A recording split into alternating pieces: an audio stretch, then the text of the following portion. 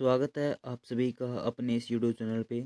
Junior accountant and TRE भर्ती लगभग इस वैकेंसी को 2 साल होने को आ गए हैं। अभी तक इस वैकेंसी की न तो ज्वाइनिंग की कोई पता है, न ही इसका कोई फाइनल रिजल्ट का कुछ पता है। हम इस वीडियो के अंदर इस वैकेंसी के संबंधित सभी तथ्यों पे चर्चा करेंगे।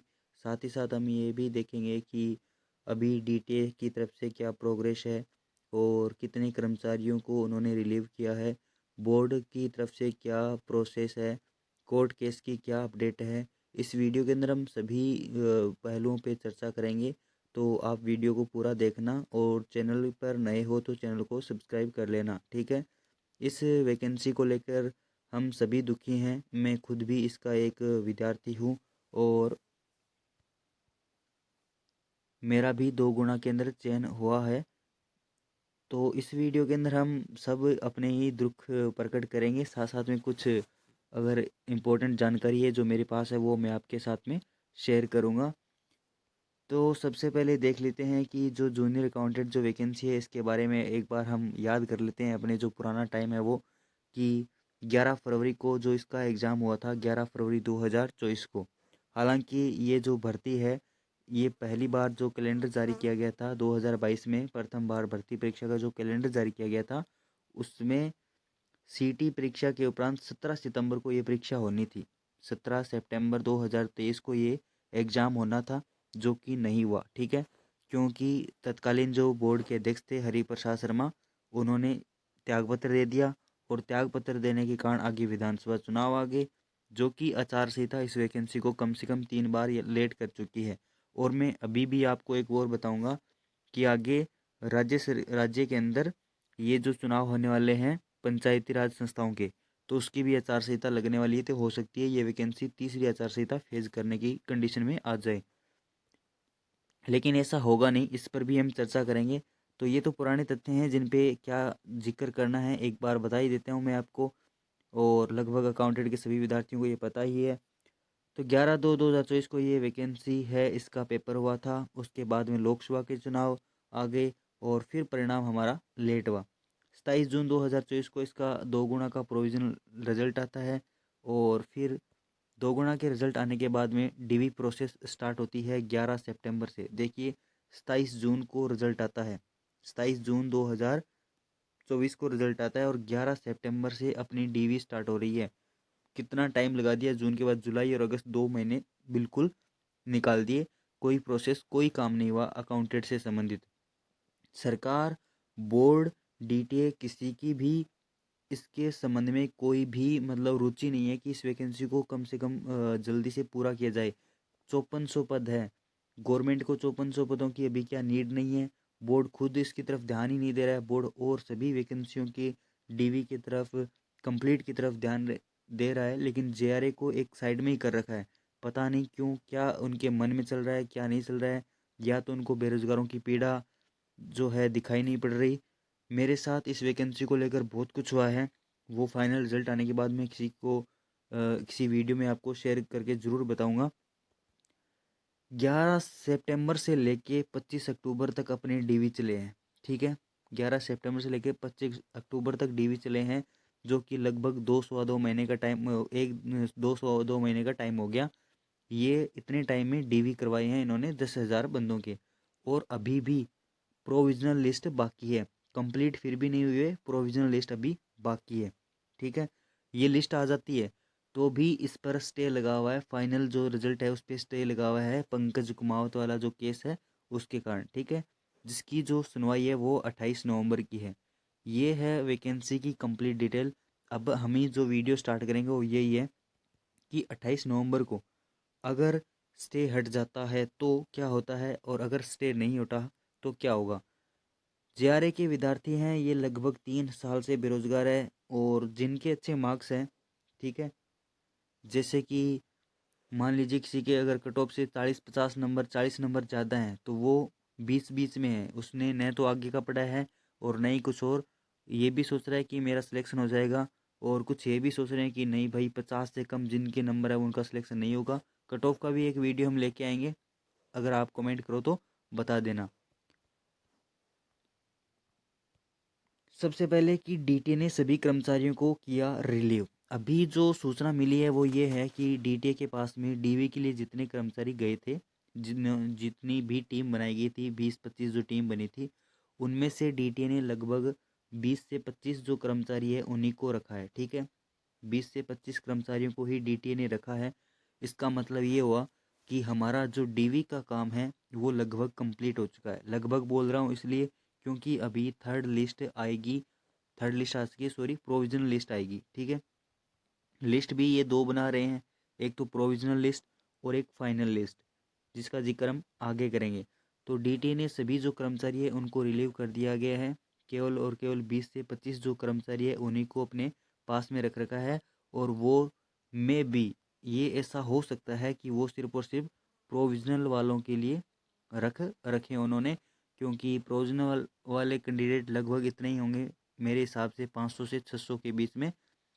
लगभग विद्यार्थियों के डॉक्यूमेंट तो उन्होंने फ़ोन पे हाथों हाथ कॉल करके ही मंगवा लिए थे, लेकिन कुछ कैंडिडेट ऐसे थे जिनको कॉल करने के बाद भी नहीं दे के आए, या फिर जिनको बार बार बुलाने के बाद में भी जो डीवी के लिए नहीं गए हैं।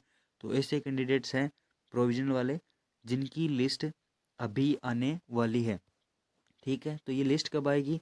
प्रोविजनल लिस्ट है, ये नेक्स्ट वीक आ सकती है, ऐसा सुनने में आ रहा है।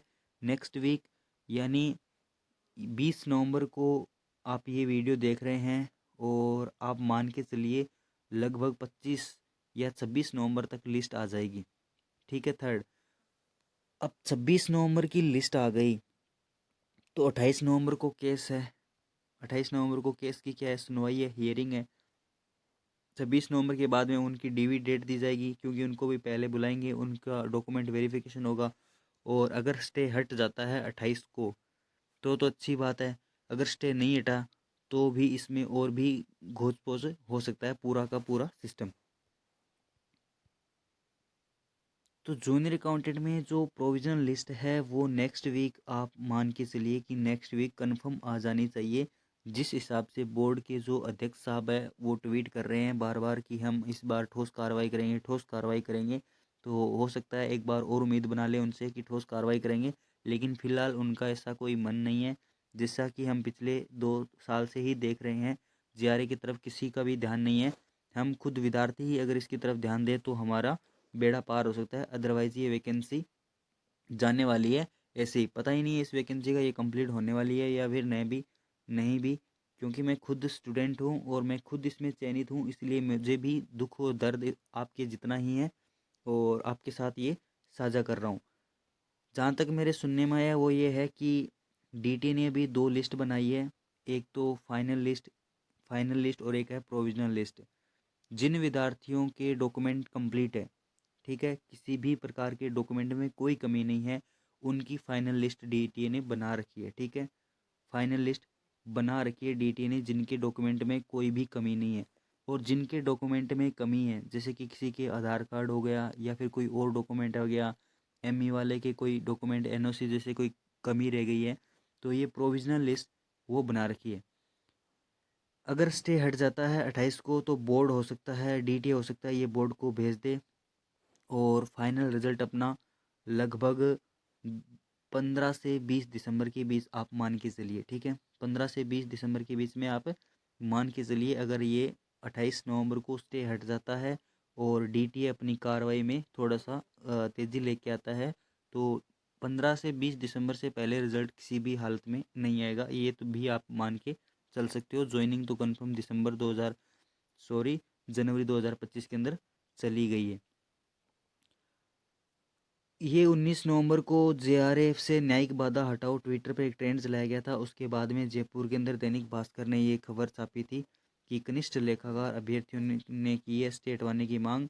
राजस्थान कर्मचारी चयन बोर्ड की ओर से आयोजित की गई कनिष्ठ लेखाकार एवं तहसील राजस्व लेखाकार भर्ती का अंतिम परिणाम जारी करने पर लगा स्टे हटवाने की मांग उठाई है। इस भर्ती परीक्षा में, ये आपको पता है, 5388 पद है, और ये उसी का परिणाम है जो 19 नवंबर को अपन सभी ने ट्विटर पर एक ट्रेंड चलाया था कि जेआरए न्यायिक बाधा हटाओ, और उसके बाद में अध्यक्ष साहब ने भी अपन को ट्वीट के रिप्लाई किए थे, जो कि मैं आपको आगे दिखाने वाला हूँ। ठीक है, तो कनिष्ठ लेखाकार अभ्यर्थियों ने की स्टे हटवाने की मांग ये आपको है।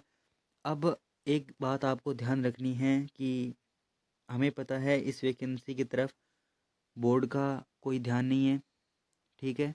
डीटीए भी अपने काम को इतनी जो है तेज़ी से नहीं कर रहा। सरकार बार बार बोल रही है, लेकिन सरकार का भी कोई विशेष ध्यान इस वैकेंसी की तरफ मुझे दिखाई नहीं दे रहा है।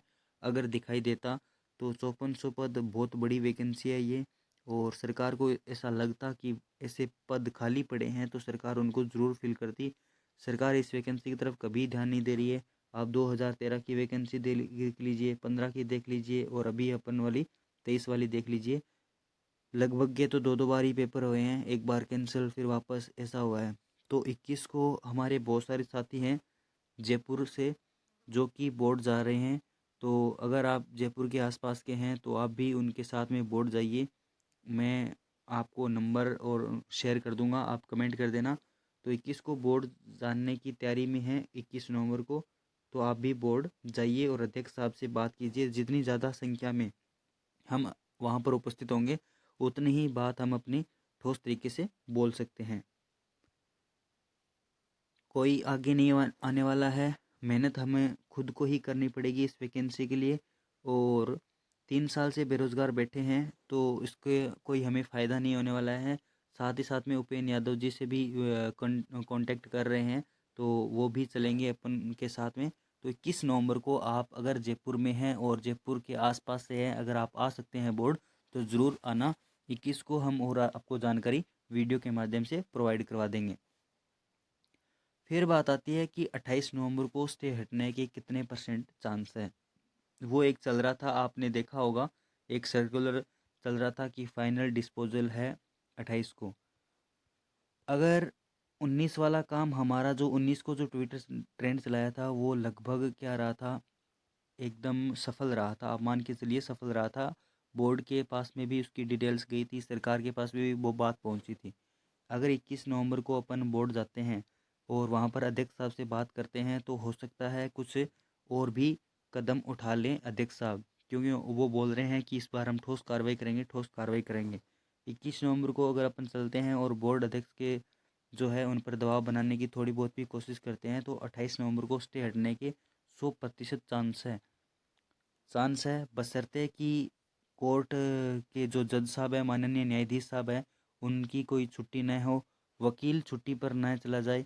अगर ऐसा नहीं होता है, नहीं जज साहब जाते हैं छुट्टी पे, नहीं वकील साहब जाते हैं, तो 100% चांसेस है कि जो जेआरए से स्टे हटा हुआ है फाइनल रिजल्ट पर, वो हट जाए, ठीक है। जो स्टे लगा हुआ है वो हट जाए, 100% ये चांस है, ठीक है। लेकिन इसके पीछे कंडीशन वही है कि कोई छुट्टी पर ना जाए, सामने वाला वकील भी आए और राजस्थान सरकार की तरफ से या बोर्ड की तरफ से जो वकील है वो भी प्रेजेंट हो, और जो न्यायाधीश साहब है वो भी प्रेजेंट हो। तो 28 नवंबर को जो स्टे है वो 100% हट जाएगा। ये बोर्ड अध्यक्ष साहब ने कहा था कि जी हमारा प्रयास है कि ये मामला जल्दी सुलझे, ये जेआरए से ही संबंधित है। मैंने हमारे विधि विशेषज्ञों से विचार विमर्श किया है। हमारी विधि एल्टन की पूरी कोशिश है कि अगली डेट पर कोई ठोस कार्रवाई हो। और अगली डेट कौन सी है? 28 नवंबर है। तो अपन को अभी यही मान के चलना है कि 28 नवंबर तक हम बोर्ड पर और सरकार पर ये दबाव बना सकें कि सर हमारा रिजल्ट जारी कीजिए, बेरोजगार अभ्यर्थी परेशान हो रहे हैं, ठीक है। तो हम 21 को बोर्ड जाके ये उनसे बात करके आएंगे।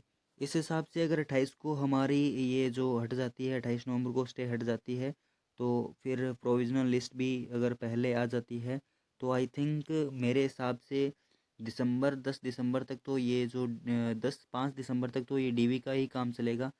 क्योंकि प्रोविज़नल वही बात है, अगर इनको काम नहीं करना होगा तो वो 10 बंदों के या 10 कैंडिडेट के ही एक दिन में डीवी करेंगे। अगर 500 बंदे हैं तो आप उस हिसाब से लगा लीजिए, जैसे कि पीछे भी हुआ है उसी हिसाब से।